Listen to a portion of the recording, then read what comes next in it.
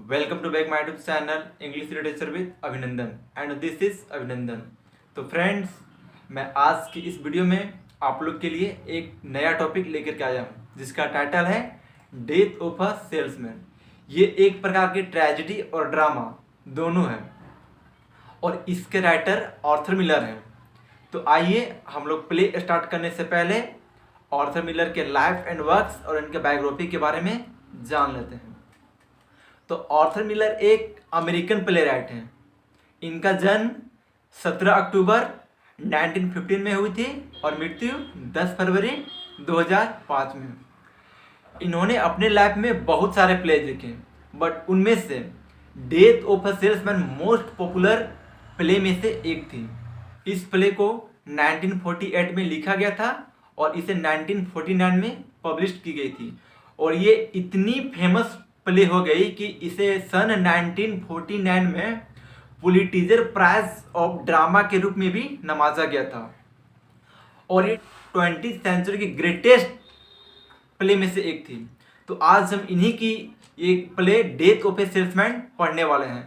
तो मैं play start करने से पहले आप लोगों को इसके कैरेक्टर से इंट्रोड्यूस करवाता हूँ, ताकि कैरेक्टर अगर जो आप लोग अच्छे से समझ जाइएगा तो आप लोग को प्ले समझने में ज़्यादा दिक्कत नहीं होगी। तो आइए हम लोग कैरेक्टर की ओर चलते हैं। का मेन कैरेक्टर बोले तो प्रोटागोनिस्ट है विली लोमन।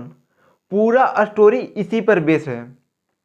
सेकेंड है लिंडा लोमन जो कि बिली लोमन की वाइफ है और ये विली का loving and most caring wife है। थर्ड कैरेक्टर है बिफ लोमन, विली लोमन का बड़ा बेटा। फोर्थ कैरेक्टर है हैप्पी, ये बिली लोमन का छोटा बेटा है।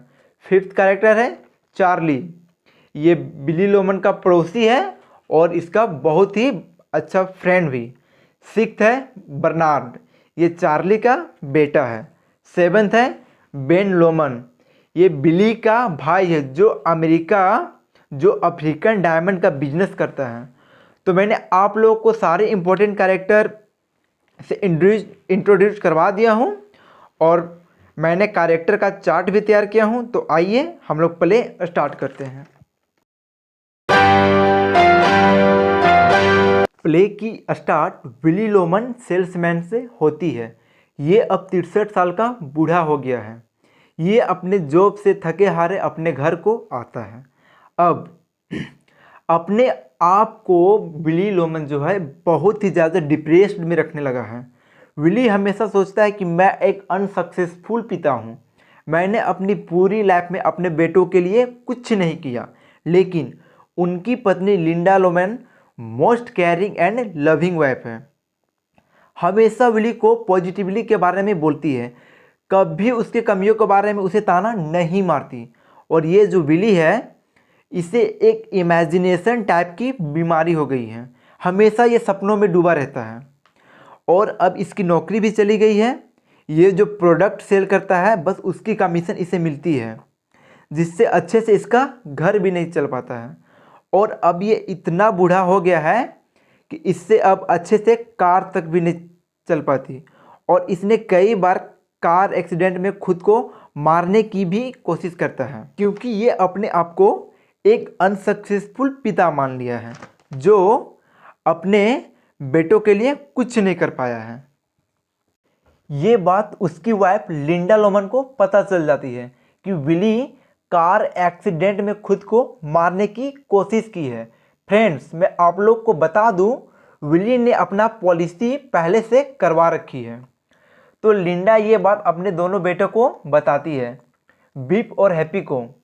बीप अब 34 साल का हो चुका है और कोई छोटी सी कंपनी में काम करता है और हैप्पी भी कुछ छोटी मोटी कंपनी में काम कर रहा होता है।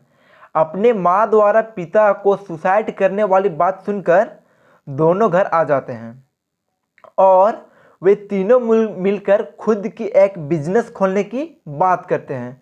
विली अपने मालिक के पास जाता है और $65 के पर वीक की नौकरी मांगता है और ये भी बोलता है कि मुझसे अब भागा दौड़ी वाली काम नहीं होगी, कोई काम कुर्सी और टेबल में बैठकर जो काम हो वो काम वो मुझे दीजिए।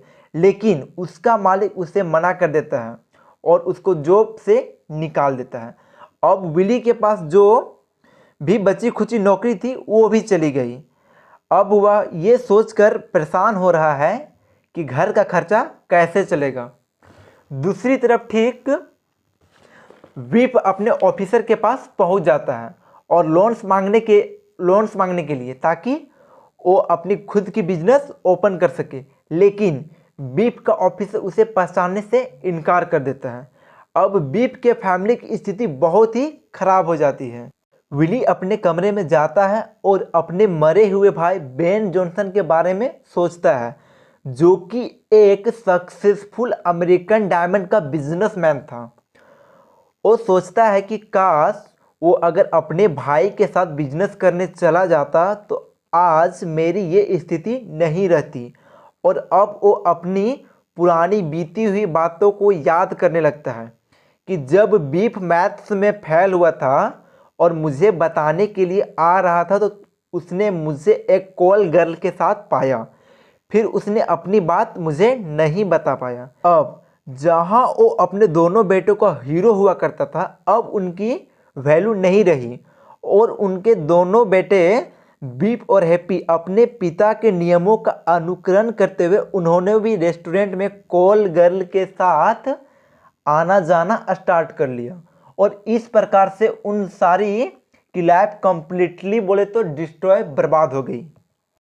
जो विली लोमन था वो हमेशा से किताबी ज्ञान को बेटर नहीं मानता था और वो अपने दोनों बेटों को रियलिटी में जीने को बोलता था।